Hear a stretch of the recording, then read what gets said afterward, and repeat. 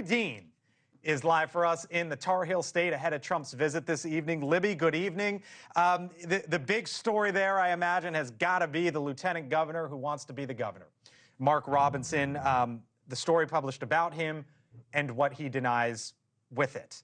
You probably heard my interview there with Corey Lewandowski about whether or not the Trump team believes that this could do damage to Trump.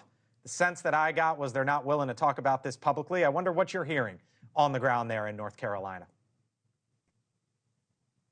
Yeah, hey, Blake, it's kind of the same thing. We did learn, though, that this candidate, the lieutenant governor, is not going to be attending Trump's rally tomorrow, just down the road from here in Wilmington, North Carolina. That's the latest that we've learned from sources within the Trump campaign who have confirmed that to NewsNation. And it's interesting because Trump previously has had Robinson out on the trail with him in North Carolina, going as far as comparing him to Martin Luther King, saying that he was Martin Luther King on steroids. Obviously, this has taken a change, but when I speak with the Trump campaign, they haven't confirmed whether or not Robinson was going to be there prior to this scandal that all broke out late last night. How are they feeling in North Carolina? Martin Luther King on steroids. Okay, now I told that to Mark. I said, I think you're better than Martin Luther King. I think you are Martin Luther King ×2. And he looked at me, and I wasn't sure, was he angry because that's a terrible thing to say, or was he complimented? I have never figured it out.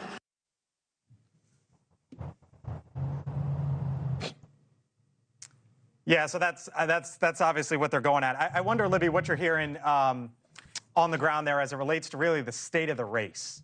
Polling there is tight. The last Democrat to win in North Carolina, Barack Obama, by 0.3% in 2008.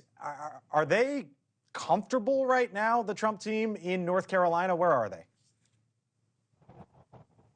Well, Blake, I think it's actually interesting to talk about what Robinson is going to do to this ticket and if he is going to have any kind of impact, what this scandal is going to do at the top of the ticket. The Trump campaign does not think that this is going to have a lot of impact. You heard it from Corey Lewandowski earlier in the show. He said that he is focused on the top of the ticket, but really Robinson was polling behind in double digits behind his opponent in North Carolina here. So they're confident, obviously, that the top of the ticket is safe despite what is happening, all this chaos that broke out today. And obviously this rally was scheduled prior to all of this happening, all of this news coming out. But it's hard to imagine Trump not reacting to this tomorrow. And will that reaction maybe have an impact on independent voters here in the state? But I think this is now a nationwide story. This isn't necessarily a North Carolina story, given the attention that it's gotten.